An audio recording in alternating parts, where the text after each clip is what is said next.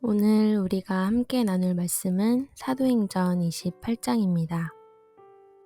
사도행전 28장은 27장에서 상륙하여 구조된 사람들이 도착한 멜리데 섬에서 겪은 사건과 그 후 로마로 무사히 들어가서 로마에서 복음을 전하는 바울에 대한 이야기를 그 내용으로 합니다.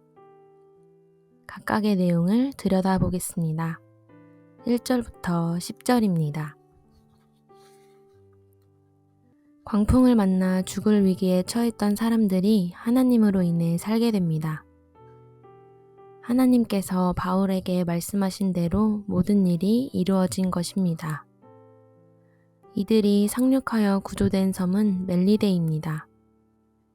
이곳 원주민들이 이들을 불쌍히 여겨 추위를 피할 수 있도록 불을 피워줍니다. 그런데 바울이 불에 넣은 한 묶음의 나무에서 독사가 나와 그의 손을 뭅니다. 그곳에 있는 원주민들은 그 독사를 알기에 이제 곧 바울이 죽을 것을 압니다. 그리고 독사가 바울을 문 것을 보니 필시 바울이 살인한 사람일 것이라고 원주민들이 추측합니다. 하지만 시간이 지나도 바울에게 아무런 증상이 나타나지 않습니다. 분명 독사에 물린 바울이 쓰러져야만 하는데 바울에게는 어떤 일도 일어나지 않습니다. 오히려 이 사실이 원주민들을 더 당황하게 하였습니다. 그리고 이 원주민들은 바울이 사람이 아니라 신이라 생각하게 됩니다. 왜냐하면 그들이 알고 있는 한 독사에게 물리면 어떤 사람도 살아나는 법이 없었기 때문입니다.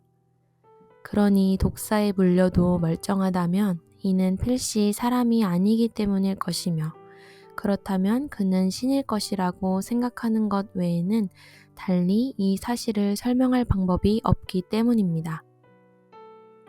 아무튼 이 사건으로 인해 원주민들이 이들을 대하는 태도는 더 극진해졌습니다. 그리고 그곳의 가장 높은 사람인 보블리오가 더욱 그리하였습니다. 그런데 이때 보블리오의 부친이 질병으로 고통받고 있었습니다. 그 사실을 안 바울이 보블리오의 환대에 감사하기도 하고 또한 이 기회를 통하여 그곳에서도 하나님을 전하기 위해서 보블리오의 부친에게 들어가서 기도합니다. 그러자 그의 부친이 낫게 됩니다. 이를 통해 그 섬에 있는 다른 병자들이 바울에게 와서 고침을 받게 됩니다. 그리고 이러한 바울의 활동이 이후에 이들이 떠날 때 필요한 것들을 채우게 합니다. 이제 로마로 떠나야 할 시간입니다. 11절부터 15절입니다. 이제 로마로 가는 그들에게 별다른 어려움은 없었습니다. 그리고 마침내 로마에 도착합니다. 거기서 바울 일행이 도착했다는 소식을 듣고 로마에 있는 형제들이 이들을 맞으러 나옵니다.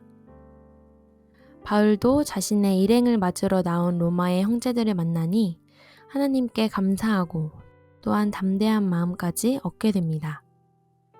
여기서 잠깐 생각해 볼 것이 있습니다. 지금 바울이 로마에 도착한 것은 3차 전도 여행을 마치고 4차 전도 여행에 해당하는 것입니다. 로마서가 언제 쓰여졌습니까? 3차 전도 여행 중에 쓰여졌습니다. 로마서에서 바울은 로마에 있는 형제들을 간절히 보기를 원한다고 말합니다.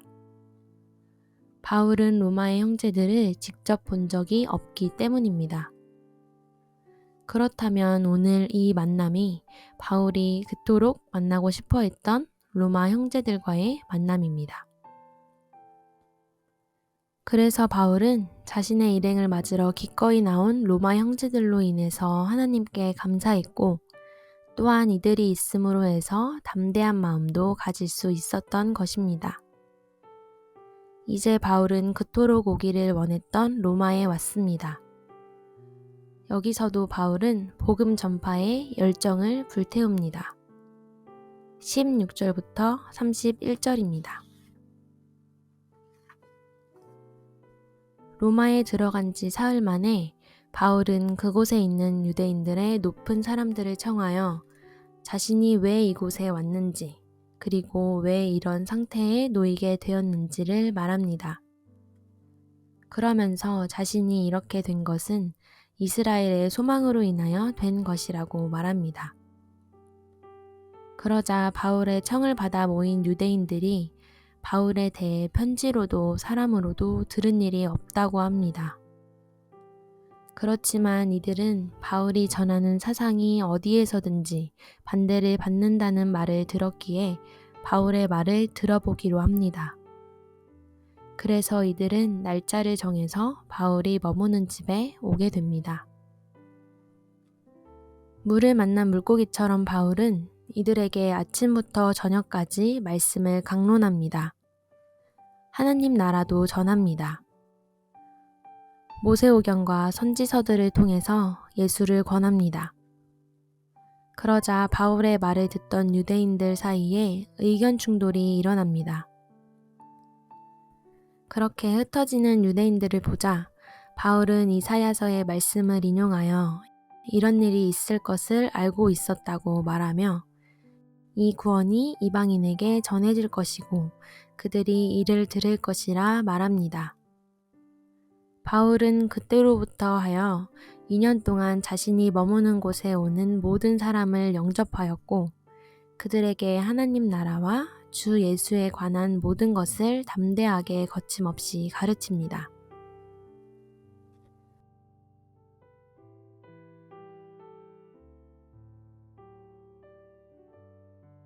오늘 우리는 사도행전 28장의 말씀을 통해서 하나님께서는 어느 곳이든지 복음이 전해지기를 원하신다는 사실을 보게 됩니다.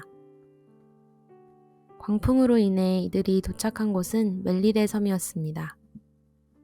이들이 가이사랴를 출발하여 로마로 가는 여정에 이곳은 없었습니다.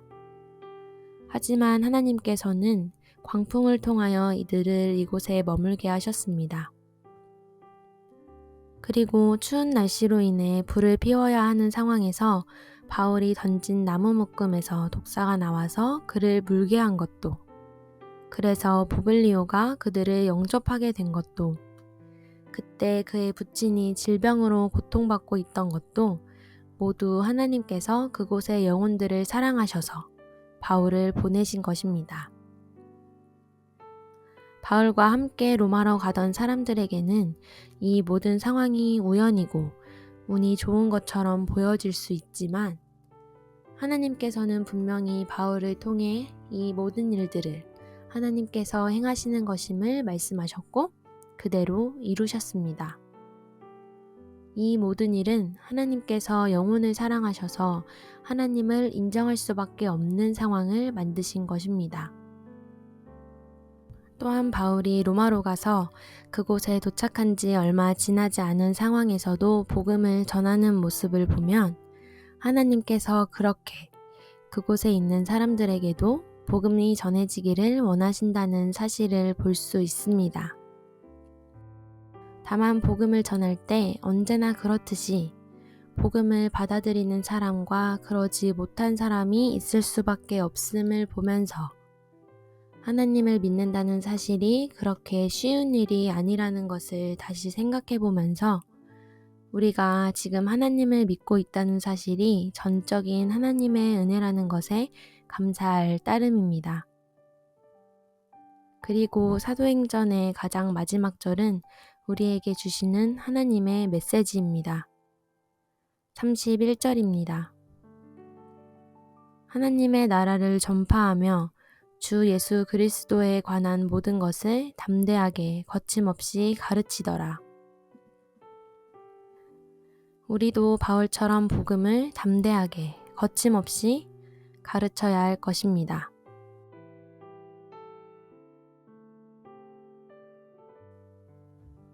오늘의 말씀 묵상을 위한 도움입니다.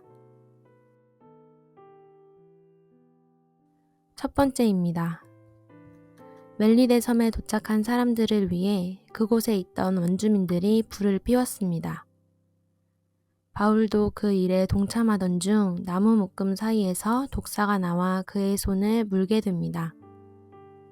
이 상황은 누가 보아도 바울에게 부정적이며 하나님에 대해 부정적인 상황입니다. 하지만 하나님은 화를 복으로 바꾸시는 분이십니다.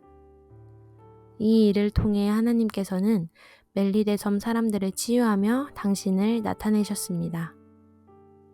이를 통해 나에게 주시는 교훈은 무엇입니까? 두 번째입니다. 바울이 로마에 온다는 소식이 로마 교회 형제들에게도 전해졌습니다. 그래서 이들이 바울을 맞이하러 나아갔습니다. 이들이 이렇게 한 것이 바울에게 담대함을 주었습니다. 왜냐하면 바울에게 로마는 전혀 새로운 곳이었으며 또한 복음 전파에 가장 강력한 도전을 주는 곳이었기 때문이었습니다. 같은 믿음을 가진 형제들의 존재가 이와 같습니다. 그렇다면 나와 함께하는 형제들은 나에게 이와 같은 존재들입니까? 그리고 나도 다른 형제들에게 이와 같은 존재입니까? 세 번째입니다. 31절의 말씀을 보십시오. 그리고 하나님의 말씀을 들으십시오. 나에게 하시는 하나님의 말씀은 무엇입니까?